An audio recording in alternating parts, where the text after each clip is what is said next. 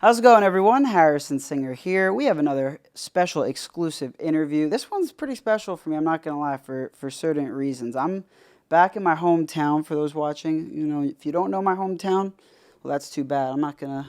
For closing. Yeah. Close, whatever the word may be. Yeah. High as hell. But this is a special one for me. You know, it's like a sentimental value. You know, kind of back home, I'm with a very special guest who you could say is actually my high school graduate classmate, right? Teammate, Yeah, right? teammate, right? Like soccer and all that. Goes Yeah, back. no doubt. But It's I a am long with, time in the making. it is, bro, full circle moment for sure. But I'm with the one and only Hooligan Lou. How we doing? Good to see you. Chilling, bro. How is everything? How you doing? Music, a lot of it, life happens. Absolutely. What kind of shit would you say? You know, how would you describe life right now for you in general? Like, I don't know, awakening. A lot of realization about people and like stepping back and cutting ties and just seeing people's motives. Just like some odd shit. Keeping the circle small, right? Yeah, Only yeah. letting good energy in. Call it Right? one hand. I literally have one hand's worth of friends. You can count on one hand. Would you say you prefer it to be that way, or like Yeah, would you wish that it didn't Ultimately, have to be that way? I wouldn't be, if I was a rapper, I wouldn't be a social person.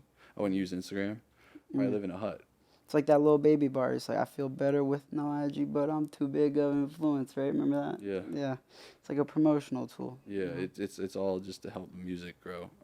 It doesn't, like, I have a cool amount of fans off the music, but the Instagram shit, I don't know how to use it at the end of the day, and I just get high as hell and I make music. Right off what you were saying about using it to let the music grow. I mean, I remember when I first got in touch with you about an interview, was, you know, give or take the better part of a year ago, right? You know, I had to... Dude, I found you actually, I think, on my Instagram. Yeah, you had, yeah. Because I was like, yeah, you're interviewing Scory, and I was like, wow, that's Harrison Singer, bro. I used to play soccer, and I knew you were going to do interviews or something of that nature, probably sports, because we played sports, and we played fantasy basketball league, something like that, amongst some kids, and I always knew you were probably going to do sports-related things, like I could tell, so that was cool in its own right, and then the fact that it was Scory, like an artist that's really talented, I was like, that's dope.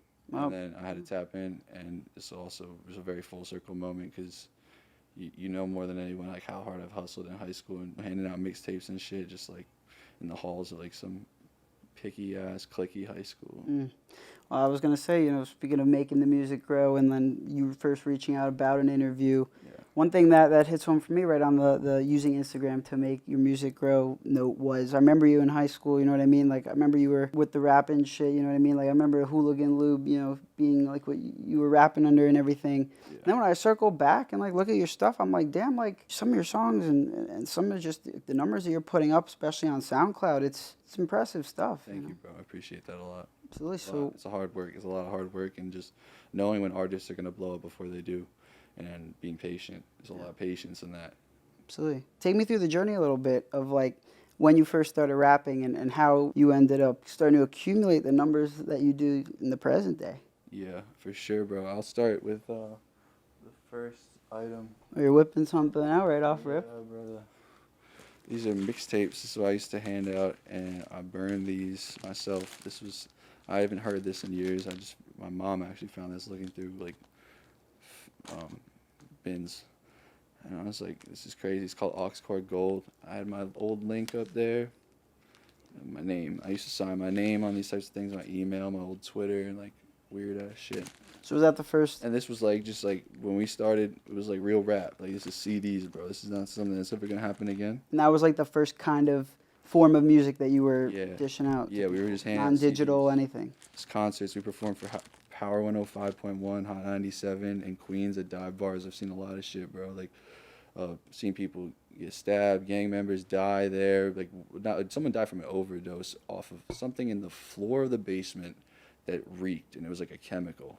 And they had to get taken out on a gurney by people that looked like they were in Party City costumes, pretty much.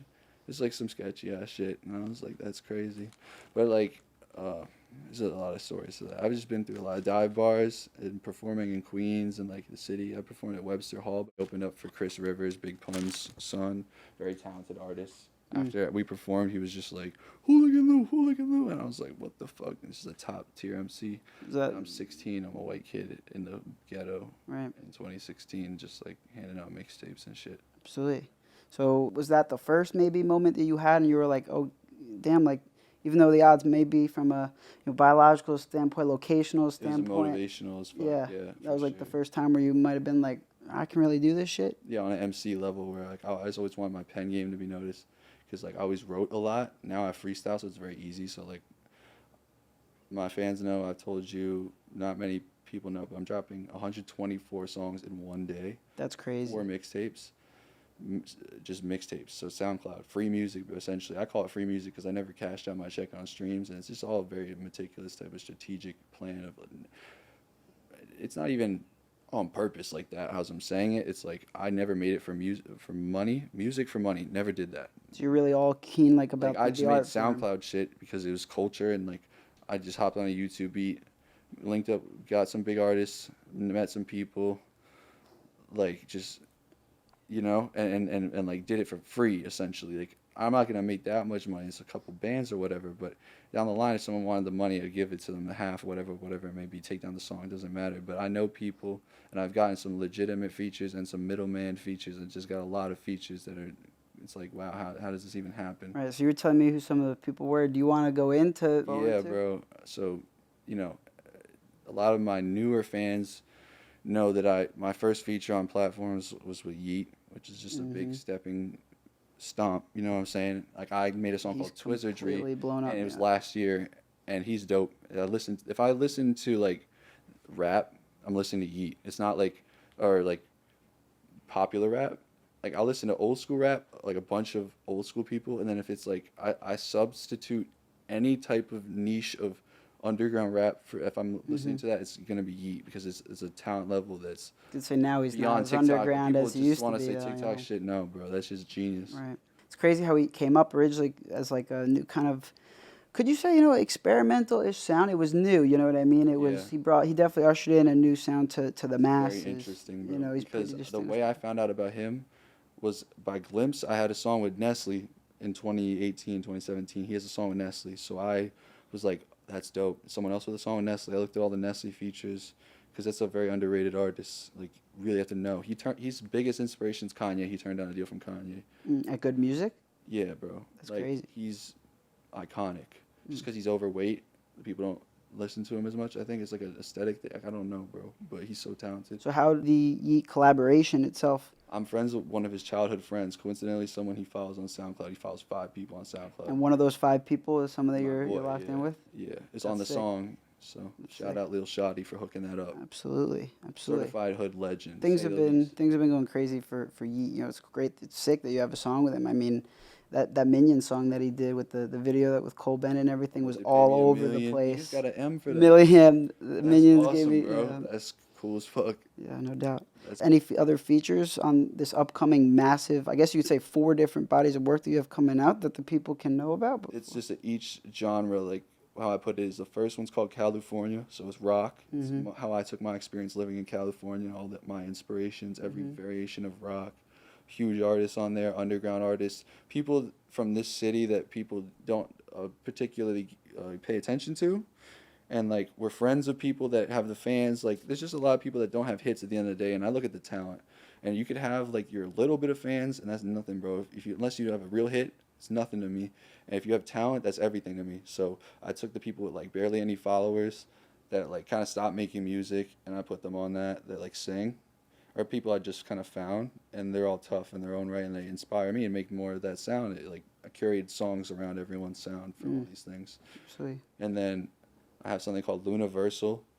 My first mixtape on my page is called Flex Offender. It was a big hood moment for me. Like it made me popular amongst all genres of rap. Like it was like some trap shit. So like my old music was like summary, what I was handing out in like bars, and like that's cool. Everyone can relate with that. But like there's like a release that you get from listening to trap music. It's like a lifestyle you want to ultimately live. So like, when people put on your favorite rapper that raps like about flexing, like that's just ultimately motivational, but also always a facade. So I knew I didn't have nothing, so I just rapped as hard as I could about some shit I'll hopefully have one day, and that was what that was about.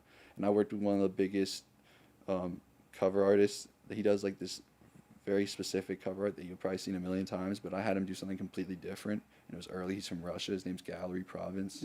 Super talented, very famous. Worked with like everybody, bro. Sick. And it was early, and I had Nestle on there. Trippy the Kid. I used to warm up for football, kicking field goals, high as shit off edibles and psychedelics, listening to Trippy the Kid, and never knowing I would ultimately be friends with him at the end of the day. He's on a song called Flex, and then Flex Part 2 is the intro to Universal with Yeat on it, and then it goes into a song called Born for Pierre Bourne. I feel like Pierre because I was born for this shit. That's some clever wordplay, yeah. No one's thought of that yet. Like, what? What? How none of y'all think of that yet? So that's going to be crazy. And then a bunch of trap songs, a bunch of people, big people too, and small people from the town, the county, a city, or whatever you want to call it. Yeah, so just to iterate this for people who might not have heard Hooligan Lou's music yet, you were telling me some of the features, you know, that are coming up. It's actually like very, very impressive. These are some huge names. Unfathomable amount of music, but the features are just going to be like, how? And I waited years. That's really the only way. Like, it's very patient, and it's all free music. I'm not making money out this. I'm not looking to make money out this. In the day, I'd split bread, break bread with anyone. Ultimately, if someone had a problem, I would ultimately want to make a charity with the person. Like, when I had the song with Mac, bro, this is interesting. So that was supposed to be my debut album. Mac Lunatic. Yeah. It was based around my experience, a very specific experience of weirdly being in like one of those wards for just a week, the quickest amount of time, and everyone knew I was like cool and like regular. And I seen some real shit in there. And I say in the intro, I write my scriptures on a tissue to get past the issue. I was really writing on napkins for like a week, and it felt like a month.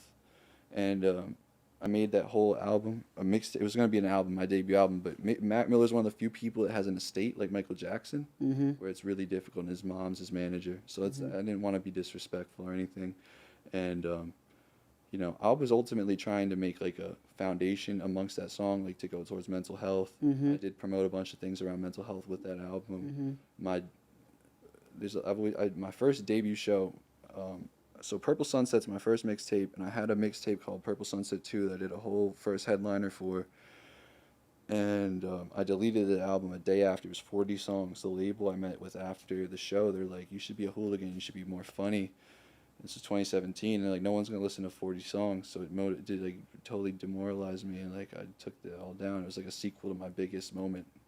It probably would have been, and I deleted that biggest moment out of like ultimately like thinking I wasn't like bro, don't ever delete your old shit, bro. Everything's progress. Everything happens for a reason, bro, and everything's a time capsule, bro. So I wish I posted earlier because people took my names and shit, and I could have been on Spotify and people would have known, because I don't know how long SoundCloud's going to exist, but I knew it was such a culture thing. And think about this, bro.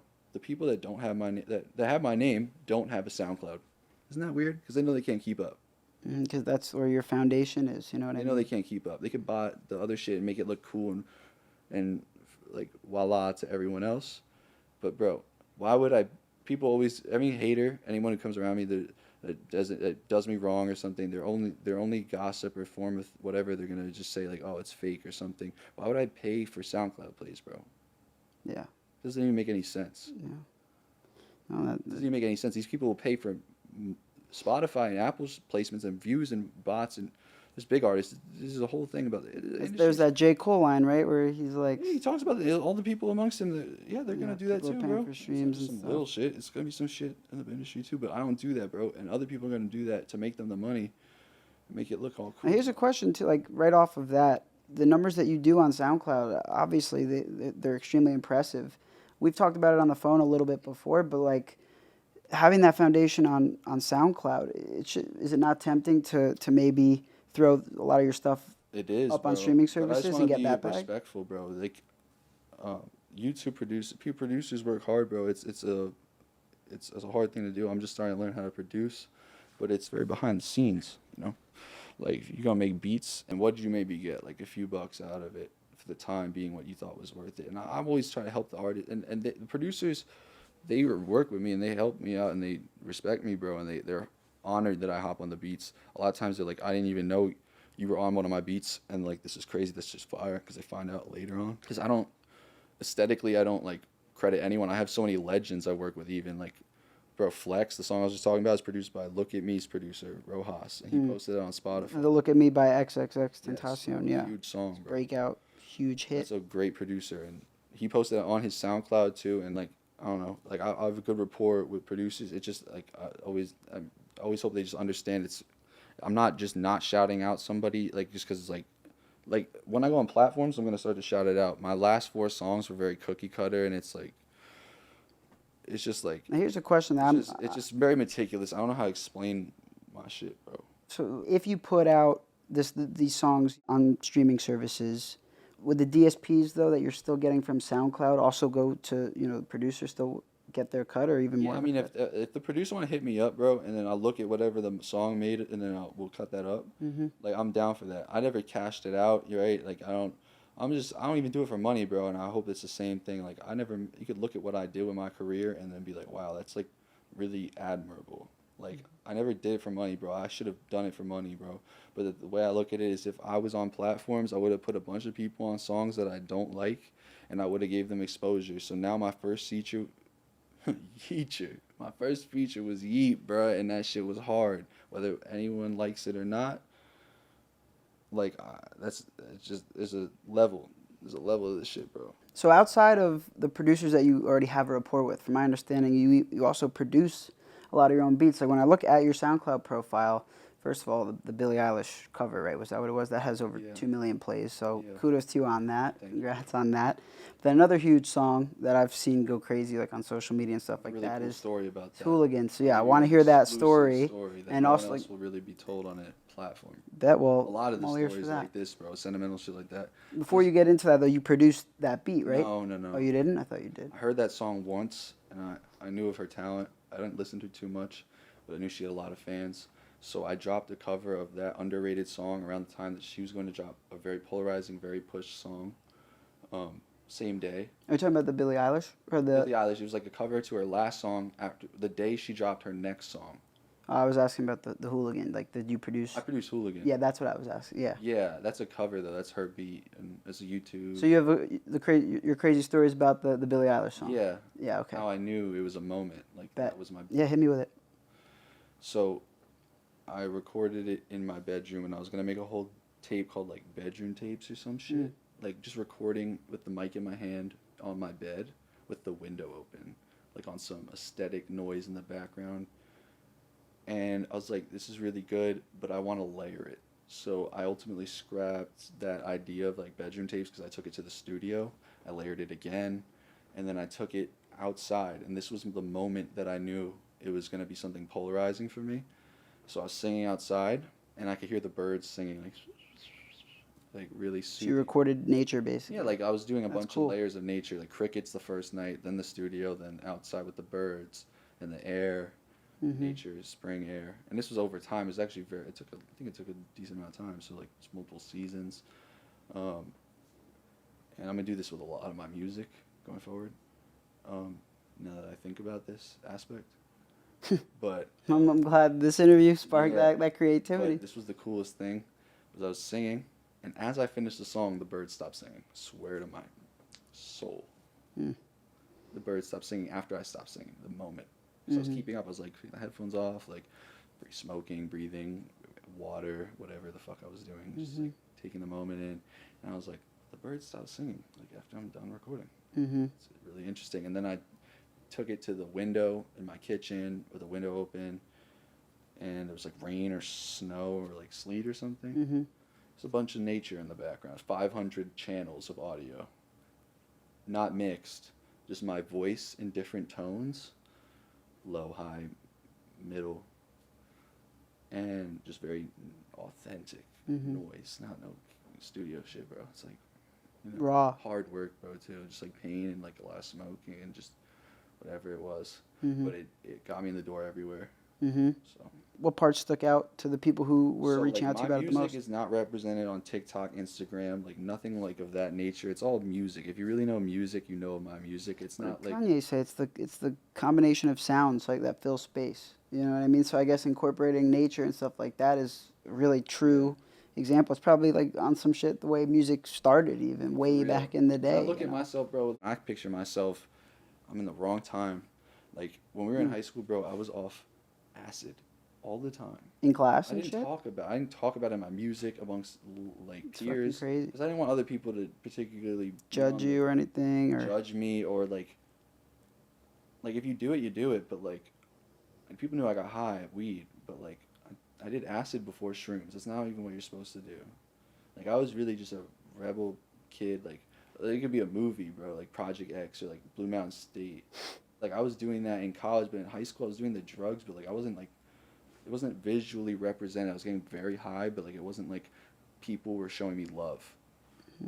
It was like I was a joke. What was it that turned you to that stuff in the first place? Did you find like that stuff at an early age was sparking a lot of creativity? Yeah, I listened to a lot of older bands. My favorites being Pink Floyd, Nirvana, Sure.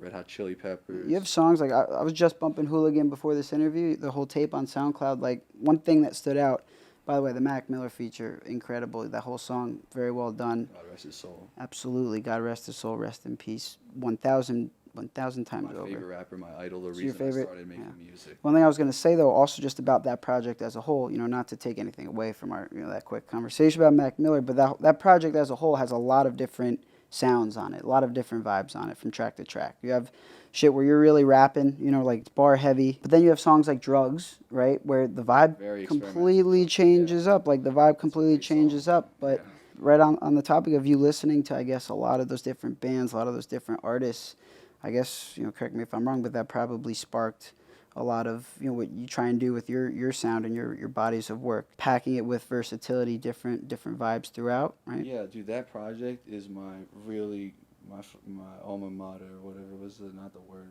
magna opus? Magnum opus, yeah. Magnum Yeah, yeah.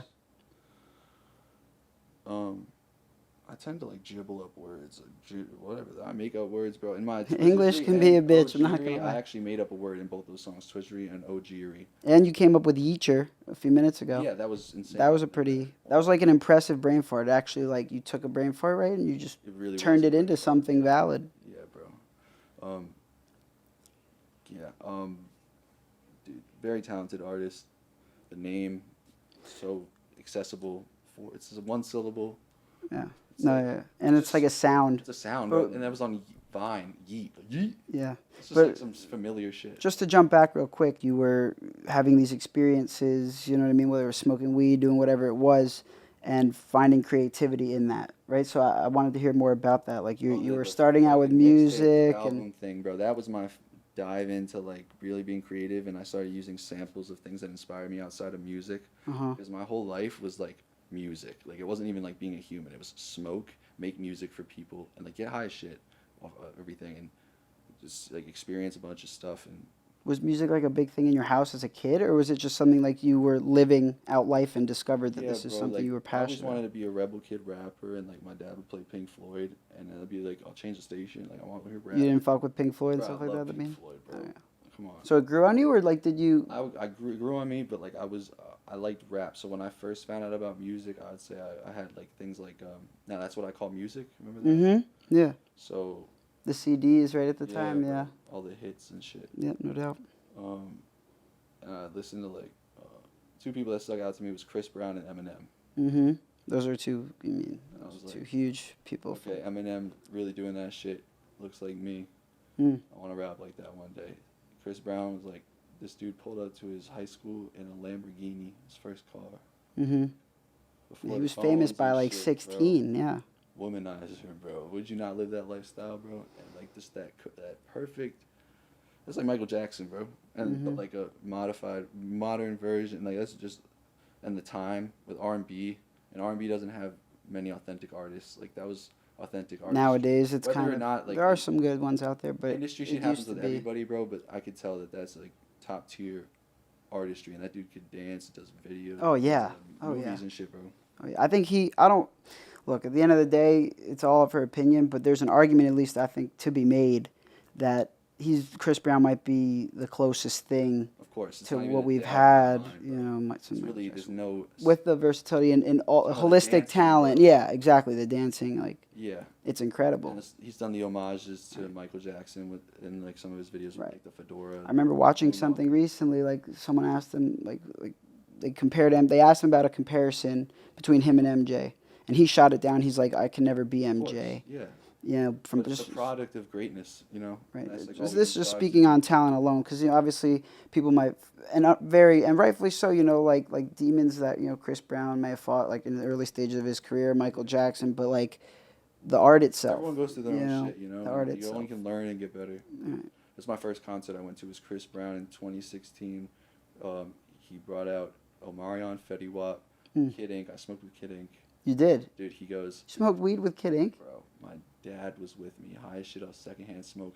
And this dude was on stage, he goes like, he's like, I got a blunt, like, and he holds up the microphone. He's like this big. And everyone's like, bullshit, everyone's smoking on that shit. Like, nah, man. That's like, crazy. Oh, okay.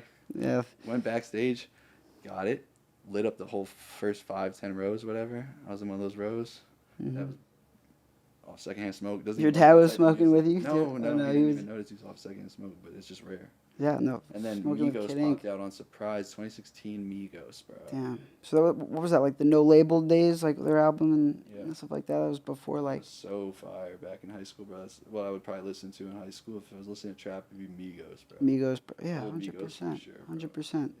Yeah. 100%. They were like trap ambassadors. Like you look at what trap music's turned into. I mean, how can you have a Culture. conversation of who pushed the trap music landscape forward without mentioning Migos? It's It was like historical to see that. I was like, this. absolutely. So you were listening to rock a little bit, trap music, rap I was music. trying to be a rebel rap kid. I was trying to rap my What ass made you want to be such a rebel? What was the? off. Society, I don't know. You just- I hate people something so that- much. I something already about- am antisocial, and then I've had to be exposed to a lot of people, thousands of people. That Can you point to judge you. anything like an event or like a situation couldn't- that I made couldn't you this unpack way? I that. know that's a hard question, but It's- like it's what a made lot, you? bro? I've helped out. Think about this. Like, this is already amazing that we have this full circle moment with this interview, and No it's on doubt. some local shit.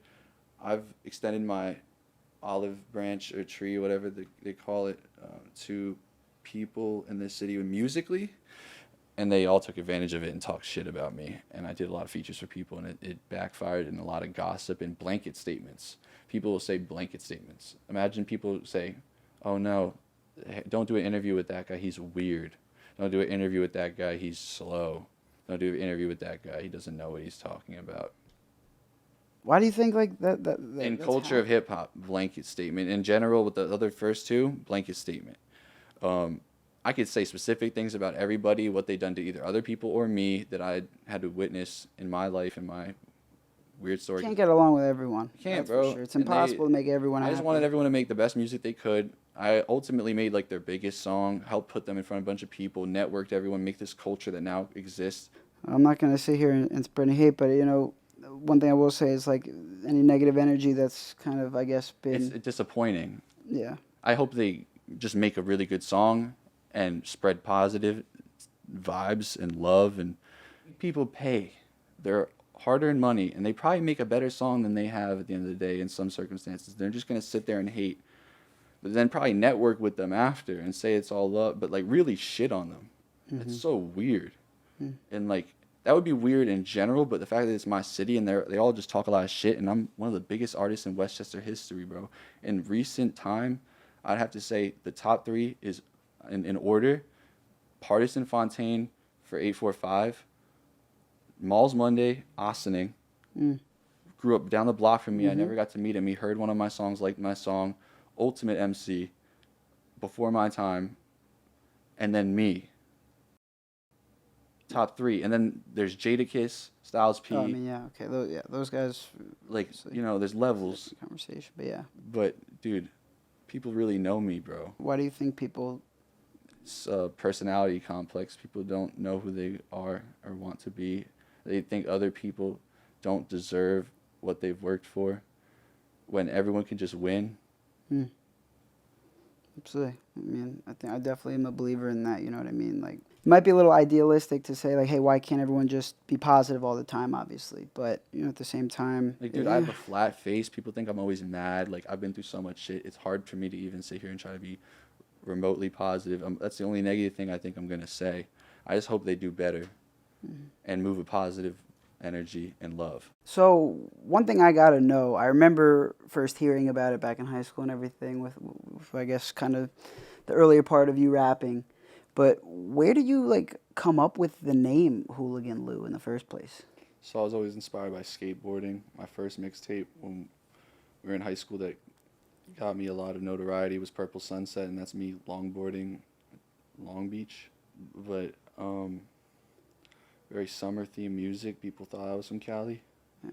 And skateboarding's always been a big thing. And I walked into like a hip hop store. It's called DTRL. I don't know if it exists anymore. Yeah, no, it definitely does. Super fire. It used to be in a Palisades. Yeah.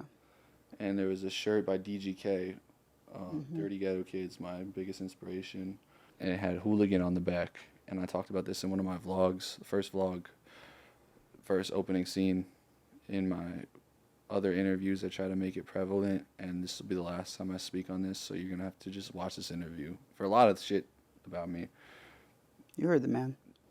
Oh, yeah, go do that. So I saw the shirt, said Hooligan. I was like, wow, I really feel like one. And then Lucas, my name.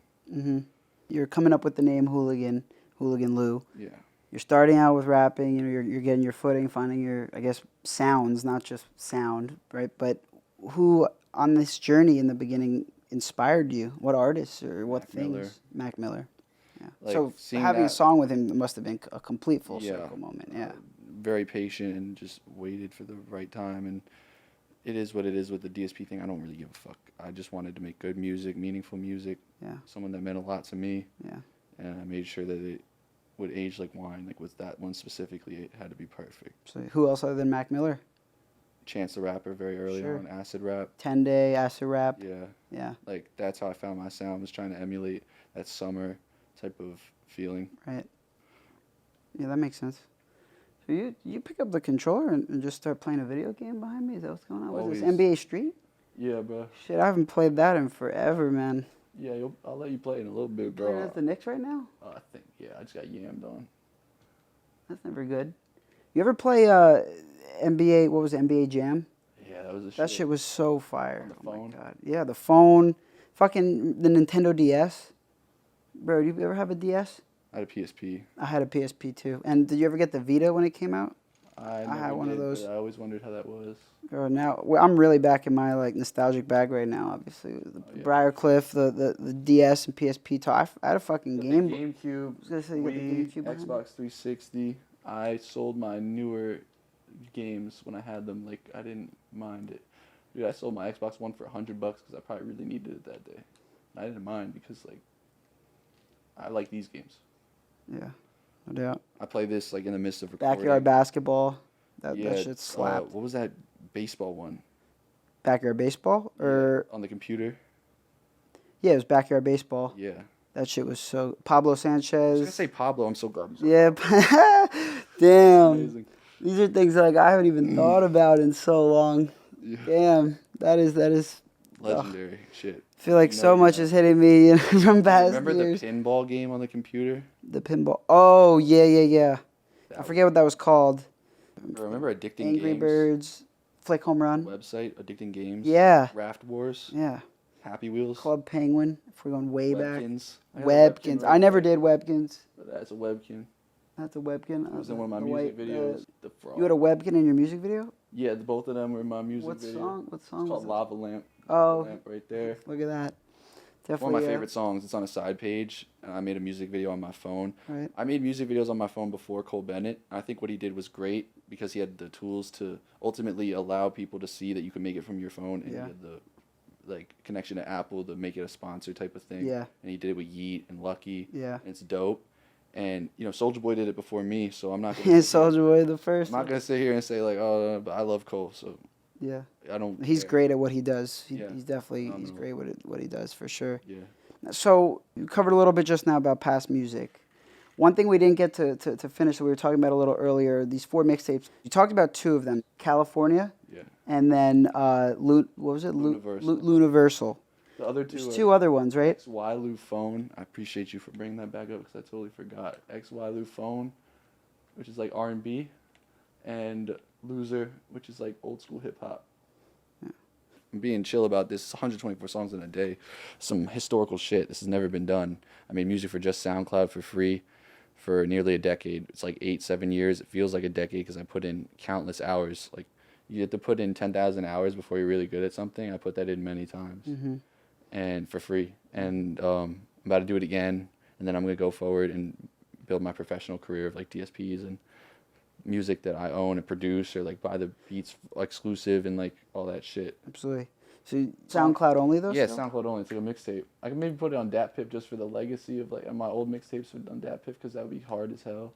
But like I only did SoundCloud like my whole life, and what I'm gonna say is this: if SoundCloud doesn't post, let alone follow me because of this, at least a post. I'm not gonna post on your platform ever again unless it's a cover like that Billy shit that got me hella 2 million plays right people now. that know about me. Like, I'm gonna do things that are very strategic and use the platform to do things like covers and remixes from here and there, but never my songs that are actually hits, because y'all have gotten hits from me for a very long time. And you could ask around, people are very inspired by me, and if you know, you know. It's not like some TikTok in front of your face like, oh, this is trending, it looks cool. This is real music. So if it's not posted and you could post these weird people that don't really make true music, I think I'm good making my own shit on platforms where it'll be paid for. Here's and a question: respected. if you're having reservations like this with SoundCloud, understandably, you know, if you're not putting out, like, getting put on discovery pages, you know what I mean, people algorithm, whatever it may be. I've been on those like top 50s and shit. Like, bro, the day I dropped that, I had 200,000 plays. Yeah. It's like virtually unheard of. Now, wouldn't any trouble that you might have with SoundCloud though encourage you? Correct me if I'm wrong. They verified me when they made that a feature on their website. So Billie Eilish was probably the first person that I'd seen verified, because so talented, very industry loved, and of course as she should be. But she does dope shit. And yeah, Billie Eilish has gone huge. But I was wondering, like, with any troubles you might be having with SoundCloud. No, dude, they wouldn't verified that encourage me, you though? bro. Put on all platforms? Everything's motivation, but it's all patience, bro. I made songs for the past 2 years that are on YouTube Beats, like getting high as fuck with, like, in just different environments, and like sitting on like so many songs, and I'm just like I'm just gonna mixtape these and have the ultimate hoorah of like setting a record for most songs in a day. I don't know how it works, so like I want people to look at it like, look, each song's 2 songs for 3 of the 4 mixtapes, but it's that many songs. You know what I'm saying? It's packaged in a different way, and I would like to have the world record. So this probably will be the last time I ask, you know, bring up the conversation about other streaming services, right? But is there a day in the future that you can Next see month. yourself putting like The mixtape's out and a single out on platforms. on all platforms, Yeah. right? And one thing you also said too is you haven't gone and collected your royalties from like literally the millions of streams that you've garnered. Is there a time you? I want to see how everything goes out with all these artists, and when they find out about me, they're all gonna be confused. And I know people. I'm a cool person. I've been in the scene, and just people, bro. People are fake. People sell off your shit, and I get blessed a nice price because I really put in the work, and I know people, and I'm good at what I do.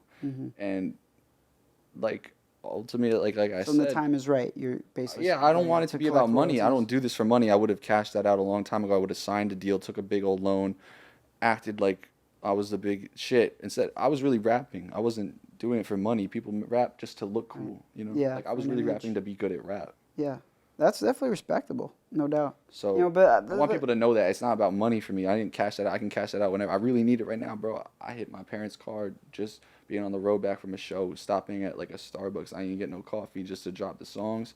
And on some high shit, I parked in front of 2 poles and I scraped a pole. And I owe my parents money, bro. And I should cash that out. I'm working as a waiter right now just to do that. Even more so, I mean, again, I'm just playing devil's advocate. I don't even disagree with a lot of what you're saying as far as, you know, focusing on the art, not giving a fuck about the money, because like if your intention is purely on the art, that's what usually way more often than not breeds the best product, right? But wouldn't having to come up with funds and stuff like that like be incentive? I mean, you could say no. I mean, I'm just wondering. I don't do it for money. I'm toes supposed to on be that. one of the most paid first deal rap artists in the last decade, though. Really? I'm easily going to have one of the top 25 first deals in rap. Yeah. And from Past my understanding, decade. you have turned down alone, contracts, maybe like all contract time, I don't offers. know. From my understanding too, you have Since I was young, bro. record This label industry's deals. very weird. There's a lot of backdoor shit. So you wanted to really just rock out on your own. I mean, that if you can Independent pull thing that off, is that's inspiring to people. There's people that like I make it from whatever I can, bro. Garage band, the same mic. I've rebought the new version of the old mic that I had. I always stuck with the same mic. Never really mixed. I just did raw vocals. Didn't care about auto tune, looks, gimmicks. Like it's really organic, and like people would look at what I do and maybe think it's like it's just you got to dive in, bro. You got to know me and know the music before saying anything. I feel like from afar, at least observing, like a lot of the people who are I see supporting you like on social media and stuff, like especially like these people making videos to your sound, like to Sound Hooligan, like they're people that are completely not just bought into the music, but they're really bought into like everything else, you know, from a holistic perspective, what you Seeing embody. people skate to my music's the best thing. If there's anything I want in life, it's not money. I just want people to know of my music, like listen to it. I don't expect even my fans to listen to all these songs in the same day, let alone a week. It's gonna take time. Like you just gotta smoke to it. You're in there and listen to take a project at a time. I don't know. It's a lot. Like it was a lot of hard work, and it's basically free until I cash it out, whatever. But that's not for money, bro. And hopefully I'll have enough money to be kumbaya with everybody and just do charities and like cool shit, bro. Not no petty shit and weird shit. It's about art, bro. Absolutely, I respect the hell out of that. I really do. You know, I definitely respect the hell out of that, and I agree with that. Now, one thing I got to know, we've touched on it maybe a little bit, but like, I want to hear more about it. What are goals for Hooligan Lou in the future? You know, where do you want to see yourself in you know, a year, 2 years, maybe even 5 years? Like, where do you hope to be? I want to inspire a lot of kids to be themselves and don't do drugs just because it looks cool. Don't even do drugs. Just be you. Be comfortable being you. One love. Everyone could be whoever they want. You know, I used to do a lot of drugs and things, and this is a drug. This right here. What is that, nicotine? Yeah. Curious to see where. This is a plant. Can definitely say this is a first for me. This is a plant. The interviewer chair. Is that milk? Almond milk. Almond milk. Wait a second. Chocolate bar Chocolate bar with plants. with plants. It's really good. Helps stimulate the mind. Yeah. Don't do drugs, kids. Don't do drugs. Don't do drugs. You said nicotine's a drug. You're counting that as a drug, right? Oh, this is a drug. You've told me you wanted to kick that. Just give me 1 second, brother. All right. Well. I've done this shit since we were in high school. Just puffing this thing. It's a little blinker. It's cute, right? Just fucking blinks up, colorful, flavorful. It's not wavy, but look at this. It's kind of wavy. It's Right? steaming out. It is, isn't it? Damn. That's what it does. It's like it's literally like some like movie like toxic fucking awful shit. Yeah, that's weird. I've never seen that. We Like put that in our body, and we were smoking shit these. is poison, We man. smoke, you know, and I I don't wasn't want a vape guy in high school. You know what I mean? I'm not gonna lie. A lot of people were. You know what I mean? Like I'll chief sometimes. I'm not proud of it, but I mean, is this you kicking it? Is this you? Yeah, kicking, I'm done kicking now. nicotine? Last time I'm hitting. That we just witnessed the end of Hooligan Lou's nicotine phase. I told you guys on in my first Harrison vlog. Singers. I said don't do it. I had a Marlboro hat on in the stew, and I threw the hat and the blinker on the ground, visual representation. And after I took that clip, I hit it, and I've been hitting it. You don't want to contradict yourself, I guess. So now, Don't do it. You know, I'm trying to tell you not to do it because I've done it. You're not gonna want to feel how I feel off that. I've done everything. I smoke hella weed, more weed than that, and I know that every time that it comes back around, that's the problem. the nicotine is the problem. Yeah. Yeah, shit's probably just, it can't be healthy. It's crazy how they tried to like originally sell these things as ways to Stop smoking. Yeah, it's whack. Super. It is whack. Anyway, one other thing that I was really curious about is something you were telling me is you've linked a lot of people that are definitely worth telling those stories. But one particular, as an interviewer, I am someone I'm pretty inspired by watching the success of this person. Someone that you said you've gotten to meet in the past is Adam 22. So can you tell me about what meeting Adam 22 was like and how that story happened? Super dope. So it started with me getting a review from him. Yeah. Like $100. On No Jumper? Yeah. So you got reviewed on No Jumper? Yeah. Super dope reaction.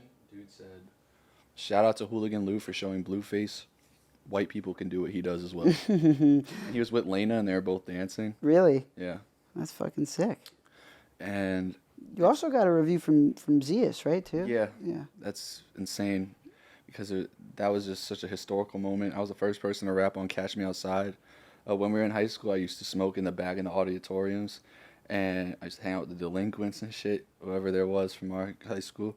But he was like, it'd be fire if someone someone rapped on that shit and just like ran that shit, right? And What was the song that you were rapping? oh, Catch Me Outside. Oh, Catch Me Remember Outside. that Yeah, with the yeah, thing? yeah, They yeah, made yeah. the beat out But of yeah, it. Bad Baby, right? And then the fire drill went off right after he said that.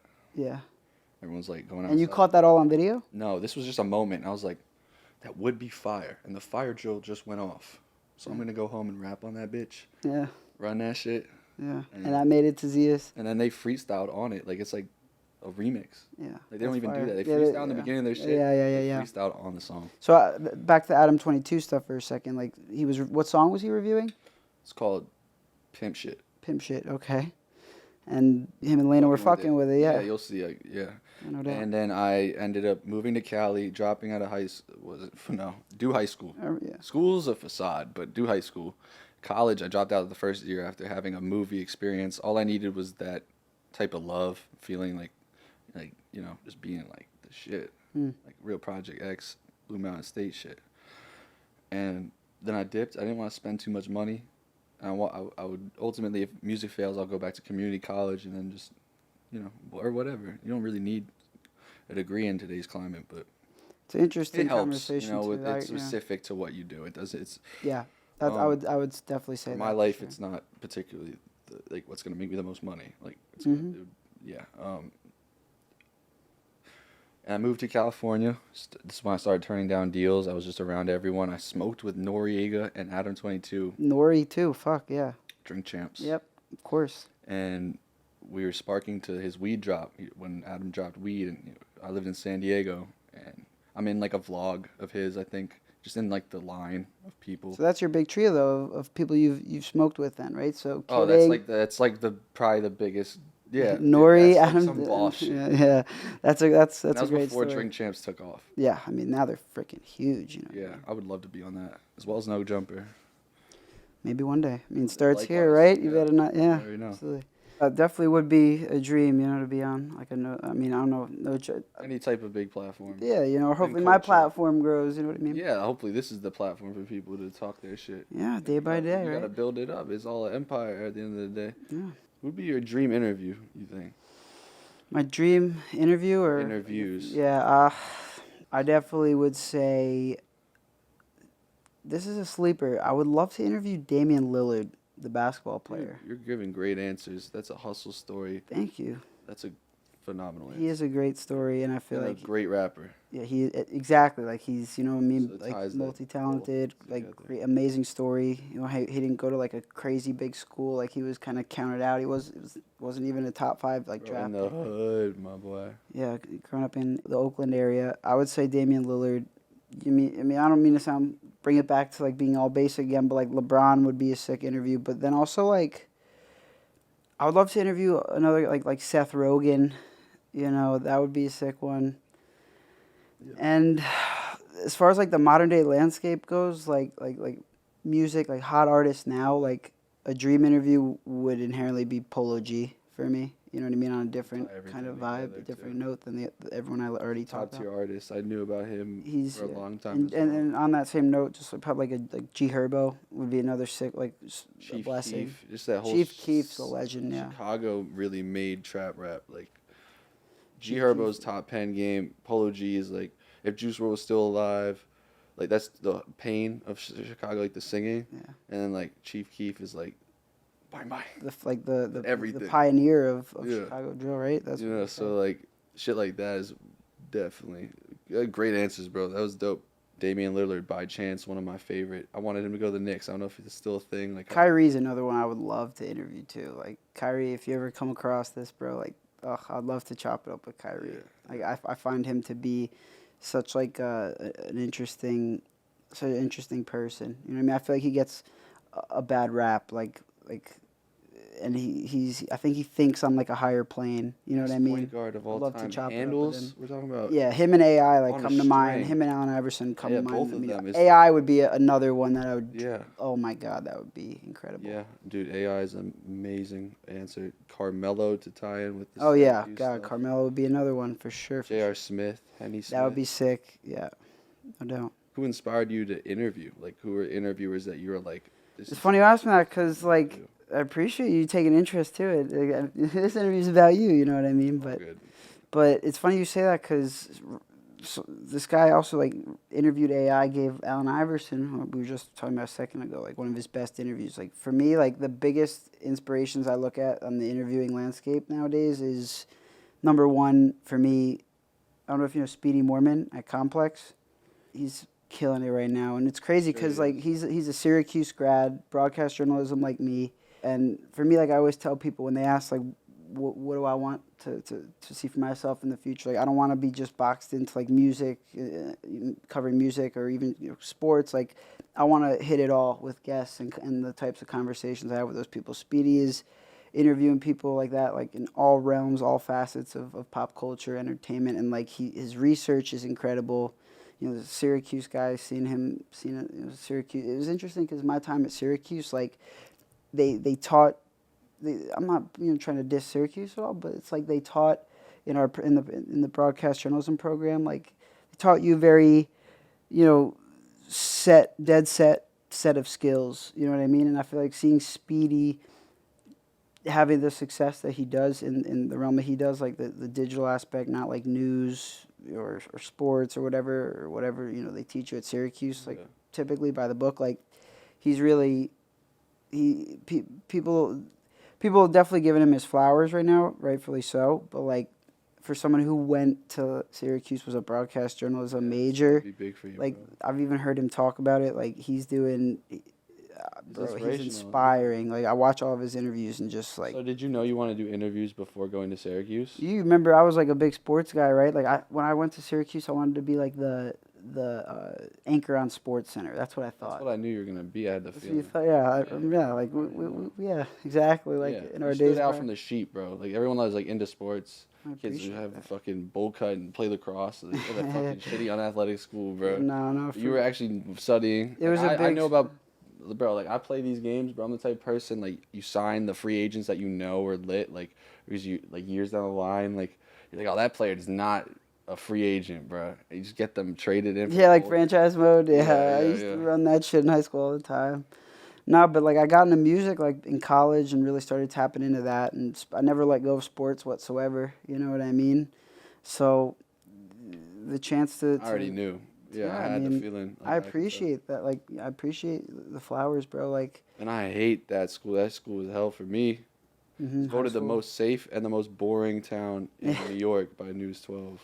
Yeah, no, I mean, it was. We're bigger than that, bro. This is real New York hustle shit. No, it's cool to like we were saying in the beginning of the interview. Like the full circle nature of it all. Coming back, obviously knowing each other from high school, like that. Coming back here, seeing you now with millions of plays on your music, and hopefully, definitely, what I mean. Yeah. My shit keeps moving forward. It's gonna be big. Just give it. I'm excited for what we got lined up. You know what I mean? And shout out to my boy Jamie, who definitely helps a ton, and also my boy Troy, who's helped out tremendously too behind the camera for sure. But yeah, can't be doing this shit alone. That's for sure. But yeah, bro, we both got dreams, you know what I mean? And it's really to anyone out there, not even to sound corny, but like, I'm pulling for everyone. If you got a good heart, you know what I mean? I can only hope you reap what you sow in a positive way. Like you get out what you put in, type shit. You know what I mean? I feel like if you put all good energy out in the world, treat others with respect, that shit does come back around. Like I am a firm believer in that shit, for real. I am. But yeah, like, definitely other inspirations for me, like with this interviewing stuff. Like I grew up on a lot of Howard Stern and stuff like that. Like I know not everyone fucks with him, but like my parents. Beetlejuice. Yeah, I can't endorse everything. Howard Stern does. Like he definitely pokes a little bit of fun. Like shout out Beetlejuice. Like that's not my style, but like if you actually just watch his interviews with like the high profile guests, just strictly that stuff. I would love to just like kick it for a day with Beetlejuice. Wherever he's at, I don't know how you reach out to Beetlejuice, but Beetlejuice is the No, no doubt. Like those are definitely two. I'm trying to think of like one more because three is a magic number, like you were saying, right? So, shit, you like only named two. You got two, so one more. new school, old school, and uh, um, you know, freaking. I really like Caleb Presley's shit that he's got Oh going across. yes, Like that bro. shit cracks me up. Dude, I knew about that before You know what I it was mean? Barstool, and like just seeing that whole thing happen is so cool. Yeah, like I really mess with him. And Kodak episode. oh, the Kodak was amazing. Like, Art. yeah, that shit was amazing. But yeah, no. So back to Hooligan Lou, and I appreciate you asking about that stuff. Like I don't really get that from a guest in interviews. No doubt, you know you're what I good, mean? brother. But yeah, so is there anything we haven't covered to this point about Hooligan Lou that you want to make sure the people definitely know? I'm gonna make such good music and on plats and just give it time. I'm learning how to make beats now and doing my own videos, and I'm doing it the right way. It's been a patient process. Think about how bad music is right now. Semi sort of like you're not really hearing much. You don't gotta listen to these mixtapes. That's for like the fans, and if you like that, that's cool. I would actually suggest listening to my older stuff or like my side page. It's like Lose Lost. There's a lot of like just it's really good stuff, and this stuff's cool, and this stuff after this is gonna be insane. People are gonna go crazy trying to be like me, act like me, do the same drugs as me, routine. I could break down the routine of what a 10-year plan of like putting in that work and recording every day, a song a day, and doing what I do, the amount of drugs I do, on average, and you could see how you end up in 10 years, and no one would be able to do it and survive amongst even building the type of shit I built. One thing I'll give you, is since I at least especially since I've known you when we first really got to know each other, I guess in high school, is like you dance to the beat of your own drum. You know what I mean? And I feel like in this life, like there is a lot of conformity, amongst the masses. So one thing that seems to be a theme in your message, throughout this interview, throughout what I've seen on social media, is the like same way that you hustled and did your thing with the sports and music interest, tying everything that you did in your life together to make interviews around what you're interested in. Bro, I was always rapping about being the misfit, the loser. I have a mixtape called Loser now. Is it spelled L-O-U? Yeah, that's what I thought. And what it's about, going from being a loser, like being joked about, like this kid doesn't know what he's doing. He's a white rapper. Everyone in the world. It's not just the town. Like you go to the hood, they go, "Who goes white boy on the stage?" And after that, they're trying to dap up and get the exchange info and make a song or whatnot. Just keep hustling. You gotta take the train to get there, the bus, whatever the fuck you gotta do. Especially in today's climate, that's probably not what you want to do. But like we did that. It was a time, and like really doing that in the grimy nights, and you just gotta put in that work. Me handing out mixtapes, looking like a fool, but at the end of the day, it's just like passion, like about what you want to do, and not worrying about what people say. I was in high school in detention reading a note like this. I don't know how it got to me during school, but this is from someone named Hooligan J that rapped because I rap. I'm not going to say their other rap name because they changed their name, but this is interesting. Imagine being 17 and like, I don't think about shit like this. Lucas, thank you for always believing in. I can't even read. I haven't read this in years. Lucas, thank you for always believing in me from the start. I'm so lucky to have started my career with a mentor such as you. You've helped me grow into more than I could ever imagine. Without you, this sticker wouldn't be here today. Thank you for everything, man. Your friend Jay. He had a sticker. I have to make stickers. And he opened up for the Baby. He's from North Carolina. Before the Baby was famous. Mm-hmm. It was a long time ago. So it's just a lot of things. Yeah, very cool. Like, imagine that. Yeah. And there's people that take my name in the most disrespectful way, and this is the last thing I really want to say. People have taken my name, give me no credit, botted their shit, put it on platforms. Imagine having everything you worked for really hard and you just didn't put it up on plats because you're not about money. There's some culture shit. You didn't think about like SoundCloud being whatever, not existing in 1,000 years. YouTube is a formidable platform. I'm gonna get everything on there, and hopefully that shit exists after we die. Yeah, so I want to freeze my brain and freeze myself and put my brain in a new body and like a machine in the future. And keep making music because I could do that, and hopefully I make enough money to do that. So one thing, as like a kind of parting little thing here, right off of your flowers, like the flowers that you got from this guy Jay, right? Is that his name, Hooligan Jay, or Jay the Hooligan? Yeah, but that's amazing and all. But I actually want to just say that I don't want people saying the word hooligan or hooligang in their name. I made hooligan. That's not even a word. It's not even a word, bro. So I don't like the people taking my names and not showing love back. Yeah. Well, I did. It's a word at the end of the day, but the hooligan thing is very specific. So it'd be like really, it gets to a point where it's like, what the fuck's going on, bro? You gotta copyright your shit or see what you can do. I'm doing some other big shit after this, and it will all tie together. But I'm gonna do something. You just gotta also keep finding ways to reinvent the wheel. You know. Yeah, I'm gonna. Yeah, bro. Good music will prevail, and you guys will see in a decade from now what I'm going to do. And this interview is going to be monumental.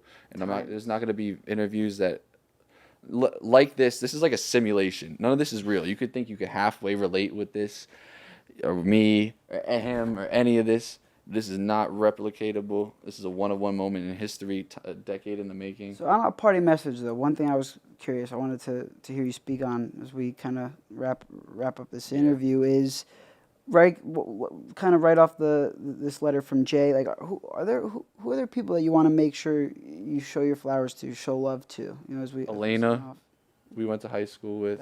Yep. Is like my support system, my anchor, like. Up, down, high, low, Elks. She's on my song. She's helping with my videos.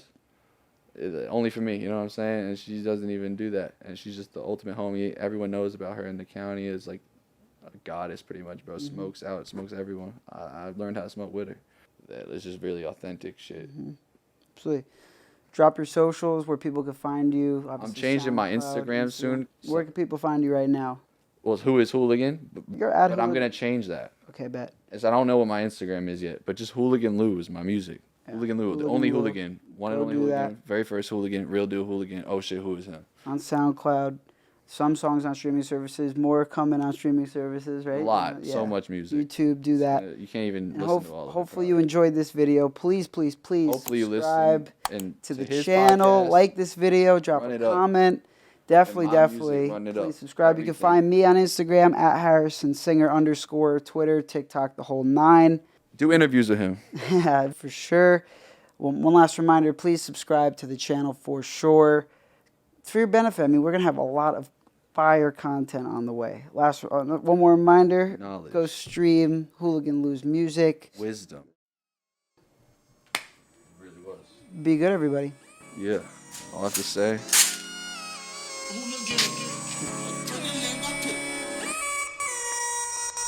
a hooligan, one and only hooligan. Bang, bang.